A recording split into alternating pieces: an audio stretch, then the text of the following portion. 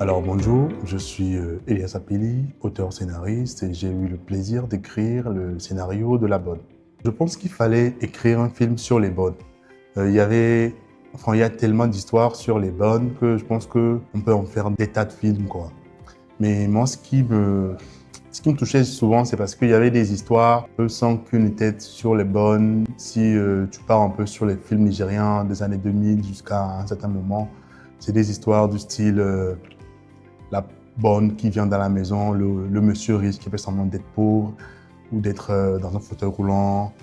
Genre, il n'y a eu aucun film qui rentre un peu dans le personnage de la bonne en tant qu'individu, en tant que personne physique, en tant que personne psychologique qui psychanalyse le personnage. Et donc, je pense que j'avais besoin de créer un film comme ça pour humaniser les bonnes. Voilà.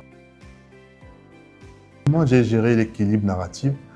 Je pense que ça a été pas simple parce que La Bonne, c'est un film psychologique.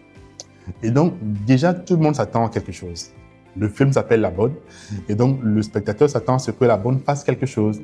Mais qu'est-ce que La Bonne va faire et comment elle va s'y prendre? Ça a été ça le boulot, en fait. C'était la partie, j'ai envie de dire, la partie la plus compliquée de la chose, où il fallait montrer une bonne qui arrivait dans une famille et qui avait un plan ou un projet bien défini dans sa tête. Mais comment elle met tout ça en place, comment amener le spectateur à regarder ce film pendant 1h30 sans s'ennuyer et à prendre plaisir à le faire. Donc ça a été un exercice un peu compliqué, mais je ne veux pas en dire plus. Je pense que le spectateur va découvrir ça le 20 décembre.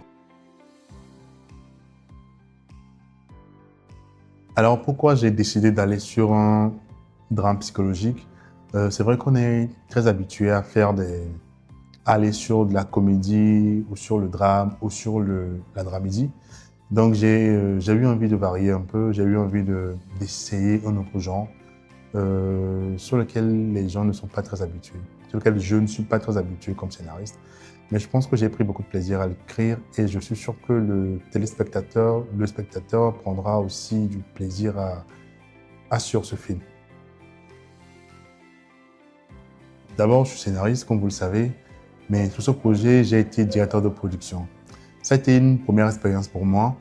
Déjà, j'ai appris beaucoup de choses sur comment fonctionne un directeur de production. Voilà. Comment il se comporte déjà envers les gens, et comment il s'adapte à la situation, parce que c'est un peu celui qui représente le producteur et il doit gérer à la fois, il faut que tout se passe bien sur le plateau. Il est la personne qui va vers les acteurs quand il faut, qui va vers les techniciens quand il faut. Donc, comment se comporter comme directeur de production? C'est un peu un comptable aussi, un peu.